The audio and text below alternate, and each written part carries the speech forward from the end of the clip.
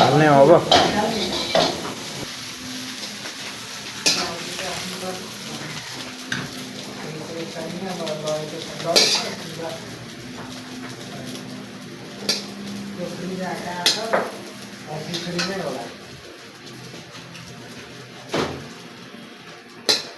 भयो अर्को त मिक्स है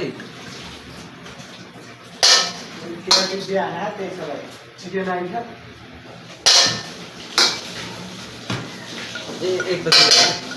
एउटा नि एउटा नि